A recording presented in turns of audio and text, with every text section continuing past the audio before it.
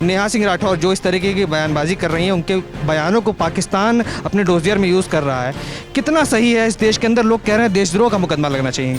इस तरह के लोग मुझे समझ में नहीं आता, वो पाकिस्तान में जाके क्यों नहीं रह लेते? वो क्यों भारत में रहना चाहते हैं? मतलब भारत की नागरिकता भी चाहिए, भारत से सम्मान भी चाहिए, भारत में जो फैसिलिटीज़ है वो भी चाहिए, लेकिन गाना पाकिस्तान का है। उन्हें पता है क्योंकि पाकिस्तान भूखमरी यानी आपको सुपीरियर दिखाने के लिए, अपने आप को पब्लिसिटी पाने के लिए इस तरह के लोग इस तरह का काम करते हैं। तो इस तरह के लोगों के ऊपर देशद्रोह का मुकदमा होना चाहिए। आतंकवाद इतना फैला हुआ था, हमारे बच्चे अगर बाहर जाते थे तो हमें यही नहीं पता होता था कि वो वापस आएंगे या नहीं आएंगे। सब जगह बम विस्फोट होते जा रहे हैं, लेकिन जब से बीजेपी सरकार आई है तब से ये सब कुछ बिल्कुल कंट्रोल में हो गया है। 56 इंच का जो सीना है उसने अपना काम हमेशा करके दिखाया है और मोदी जी को सैल्यूट है। उन्होंने हमेशा जो है सामना किया है और देश की भलाई के लिए कार्य किया है और अपने देश को आगे लेकर गए हैं। महिलाओं का हमेशा सम्मान हुआ है, महिलाओं को हमेशा सम्मान किया है। एक मोदी जी की सरकार है जहां पर 33% हम लोगों को मिला है, अदरवाइज कोई भी महिलाओं की बात नहीं करता था। नमस्कार, मैं शिवम चौबे और आप देख रहे हैं सौगंध टीवी।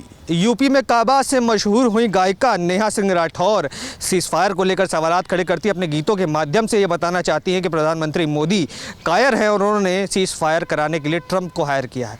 जी हाँ, वो गीत बहुत वायरल हो रहा है, उनके बयान पाकिस्तानी इस्तेमाल कर रहे हैं अपने डोजियर में युद्ध के बाद। अब क्या कुछ कहना चाहेंगी? संगीता तलवार जी हमारे साथ मौजूद है सुप्रीम कोर्ट से। मैम, नेहा सिंह राठौर जो इस तरीके की बयानबाजी कर रही हैं, उनके बयानों को पाकिस्तान अपने डोजियर में यूज़ कर रहा है, कितना सही है? इस देश के अंदर लोग कह रहे हैं देशद्रोह का मुकदमा लगना चाहिए।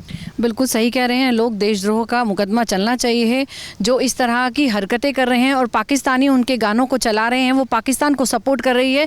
इस तरह के लोग मुझे समझ में नहीं आता, वो पाकिस्तान में जाके क्यों नहीं रह लेते? वो क्यों भारत में रहना चाहते हैं? मतलब भारत की नागरिकता भी चाहिए, भारत से सम्मान भी चाहिए, भारत में जो फैसिलिटीज़ है वो भी चाहिए, लेकिन गाना पाकिस्तान का है। उन्हें पता है क्योंकि पाकिस्तान भूखमरी है, वहाँ उन्हें कोई घास नहीं डालेगा, कोई उन्हें पूछेगा नहीं, जाते ही उनको उनके साथ कितने अत्याचार होंगे वो भी उन्हें पता है। लेकिन अपने आप को सुपीरियर दिखाने के लिए, अपने आप को पब्लिसिटी पाने के लिए इस तरह के लोग इस तरह का काम करते हैं। तो इस तरह के लोगों के ऊपर देशद्रोह का मुकदमा होना चाहिए और उनको जेल में डाल देना चाहिए, अदरवाइज़ तो इन्हें पाकिस्तान में भेज देना चाहिए। पर जिस तरीके से वो बता रही कि चौकीदार कायर बा, सीज़फायर करे खातिर ट्रंप के कल्ले हायर बा, तो कितना क्या लगता है मोदी जी ट्रंप को हायर कर सकते हैं, सीज़फायर करवा सकते हैं? इतना दबदबा है क्या भारत के अंदर?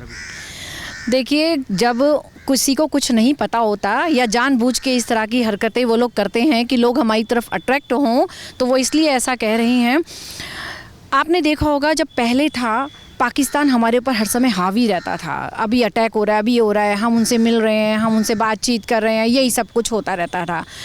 चाइना तक हमारे ऊपर कंट्रोल करने के चक्कर में रहता था कि अब युद्ध कर देगा, हम डरे डरे रहते थे। आतंकवाद इतना फैला हुआ था, हमारे बच्चे अगर बाहर जाते थे तो हमें यही नहीं पता होता था कि वो वापस आएंगे या नहीं आएंगे। सब जगह बम विस्फोट होते जा रहे हैं, लेकिन जब से बीजेपी सरकार आई है तब से ये सब कुछ बिल्कुल कंट्रोल में हो गया है। कुछ भी ऐसा नहीं हो रहा है।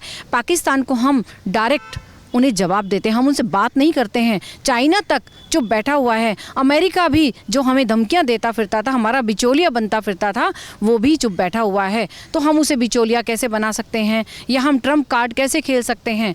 तो ये सरासर बिल्कुल गलत है। 56 इंच का जो सीना है उसने अपना काम हमेशा करके दिखाया है और मोदी जी को सैल्यूट है। उन्होंने हमेशा जो है सामना किया है और देश की भलाई के लिए कार्य किया है और अपने देश को आगे लेकर गए हैं। आज हम सीना उठाकर अमेरिका में इंडियंस को इतने मतलब गलत तरीके से देखा जाता था, हालांकि जो शाहरुख खान तक उनकी भी जो है चेकिंग कर ली गई थी, लेकिन आज इस तरह का नहीं है। आज इंडियंस को बहुत ही इज्जत से बाहर देखा जाता है। अमेरिका में बहुत सारे हमारे इंडियंस वहाँ रह रहे हैं, हमारे भारतीय लोग वहाँ जॉब कर रहे हैं और वहाँ रहते भी हैं। आज वो कहते हैं कि आज हमसे इज्जत से बात की जाती है, हमसे नमस्ते किया जाता है। हमारी संस्कृति को वो लोग अपना रहे हैं, यहाँ आकर संस्कृत सीखते हैं, यहाँ आकर भरतनाट्यम सीखते हैं, यहाँ आकर कथक सीखते हैं। यहाँ की संस्कृति, हिंदी भाषा वो सीखना चाहते हैं, उसको इतना आगे ले जा रहे हैं। यहाँ की पूजा पाठ वो सीखते हैं और वहाँ जाकर वो लोग कर रहे हैं। तो ये सरासर बिल्कुल भी गलत है। बिल्कुल। अंतिम प्रश्न यही करना चाहूँगा कि जिस तरीके से उन्होंने कहा कि मोदी जी 400 सीटों की बात कर रहे थे,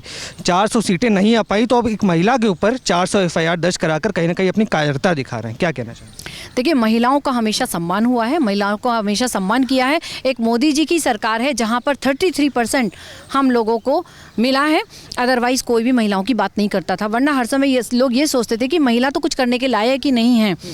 और उनको राजनीति में नहीं आना चाहिए, उनको जॉब में नहीं आना चाहिए। कहाँ महिला नहीं है, हर जगह महिला है।